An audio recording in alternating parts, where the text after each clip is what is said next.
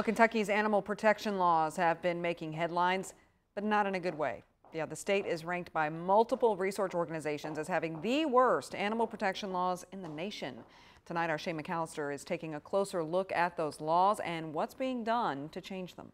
We want justice! We want justice! Protests in Taylor County, Kentucky after a dog breeder charged with 82 counts of animal cruelty is let off the hook. The animals found living in their own waste when an animal control officer inspected the property. Bobby and Rebecca Phillips were criminally charged, but 6 months later, charges dropped against Bobby and amended to lesser charges against Rebecca. The judge and the prosecuting attorney completely let this county down.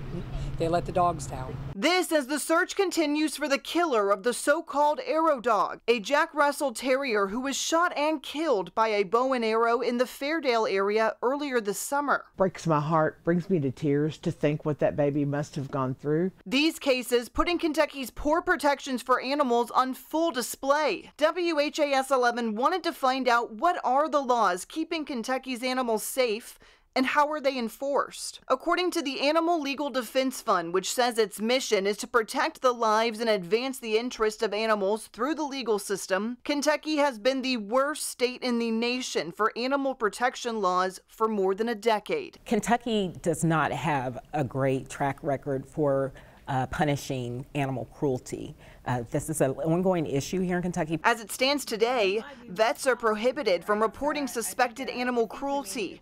Officers have less enforcement authorities than they do in other states. And Kentucky only enforces felony charges for certain types of animal cruelty and then only for certain animals. Kentucky does need stricter animal rights laws. Lawmakers say it's time to do something, and they are ready to act. Kentucky Representative Kevin Bratcher proposing 3 new bills in Frankfort this year. His hope is his home, the Commonwealth of Kentucky, will no longer be known as the state failing to protect some of its most vulnerable residents. And those 3 new bills are based off of laws already passed in Tennessee, which is near the top of the list for the best animal protections in the country. Lawmakers are hopeful that those 3 bills will be passed here locally in January. Shay McAllister, WHAS 11 News.